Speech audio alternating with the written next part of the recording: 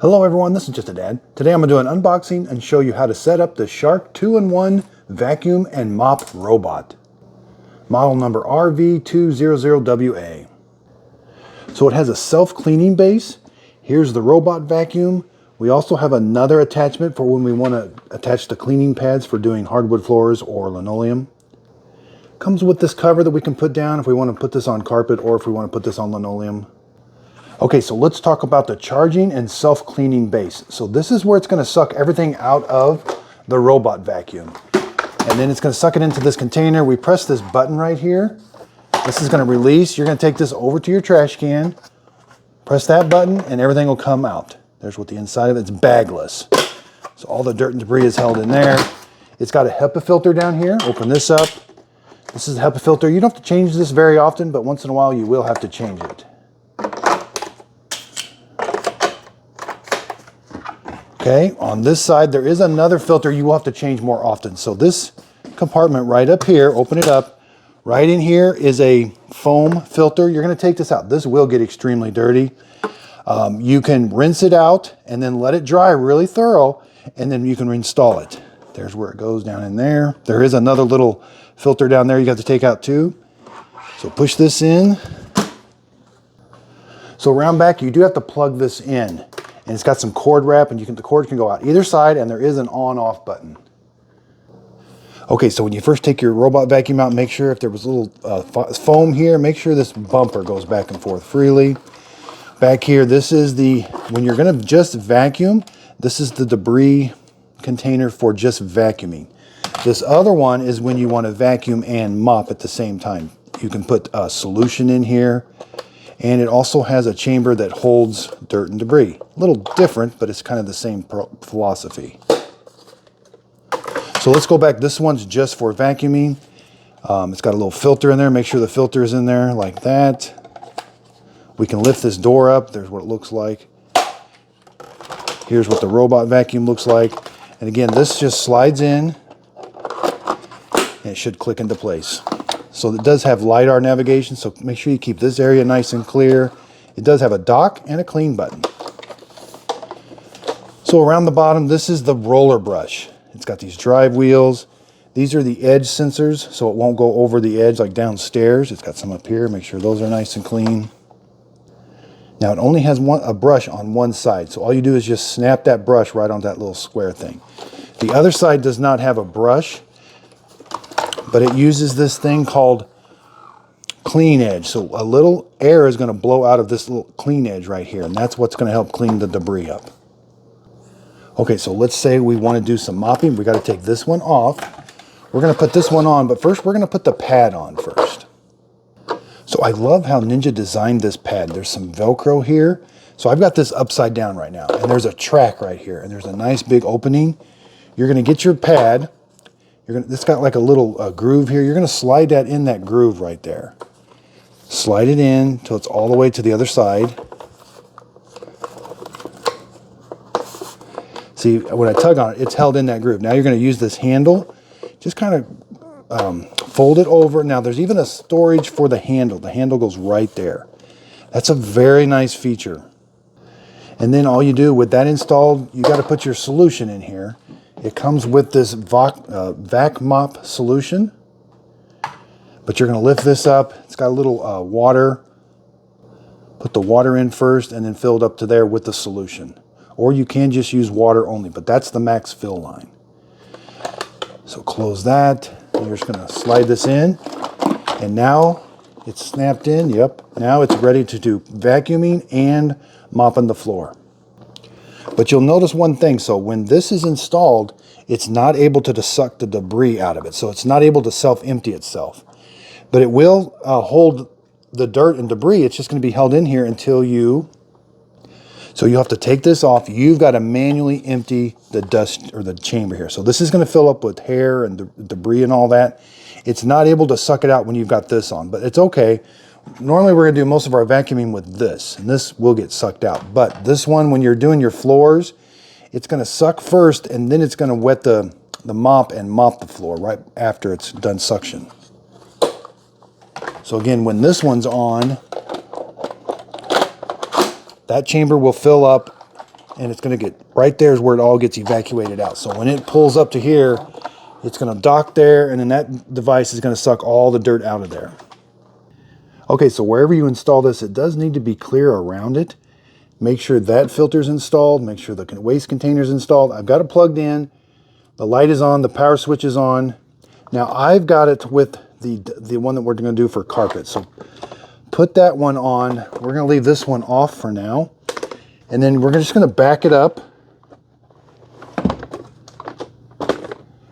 So here's the front of it. There's the switches. We're just going to slide it back, and then it's going to kind of activate it. So these lights are going to start flashing. The battery is really low, so I do have to let it charge for a little while. And it will kick on the automatic dust collector. So right now it's pretending like it docked, and it's sucking all the debris out of there.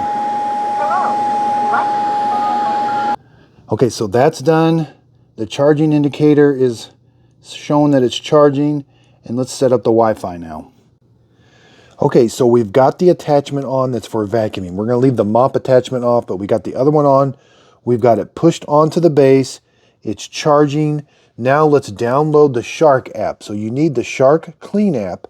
Now you need it on an iPad or an iPhone or a Samsung phone. It does not work on a Samsung tablet.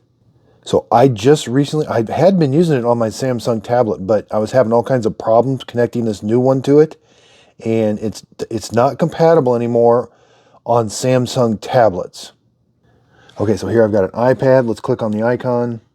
So click the three little dots, three little lines there, and we're going to add a new one. Click the thing that says add a robot. Okay, so let's get started. Hit select robot. Now here's where you're going to find, this is the 2610WA series. We're going to select that and click continue. Here's where you type in, give it a name. Okay, so now we're going to hit start. So if you're doing this, it will walk you through how to set this up exactly, but we've done all these steps so far. You're going to get a pop-up that says Shark Clean would like to, you got to click OK. Okay, so now we're going to press and hold the dock and the clean buttons. So these two buttons right here, we're going to press and hold them. I am ready to connect to Wi-Fi. Okay, so the Wi-Fi light now is flashing. Then we're going to click next. Click next. So this might take a minute. Now the tablet's going to talk to the Wi-Fi, to the robot. Make sure your tablet is on the 2.4 gigahertz. Now it wants to join.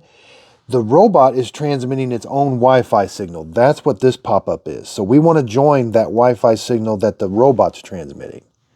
So it's going to disconnect from your Wi-Fi in your house. It's going to connect to the Wi-Fi being transmitted by this. And then it's going to give the robot vacuum the Wi-Fi network username and password of your house.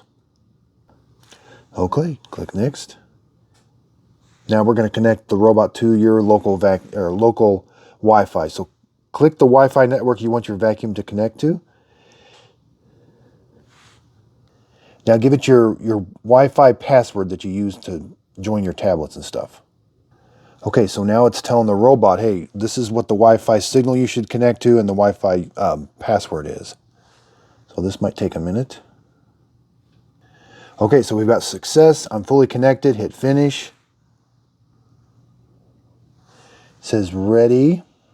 I called it the vacuum mop. The Wi-Fi light now is steady.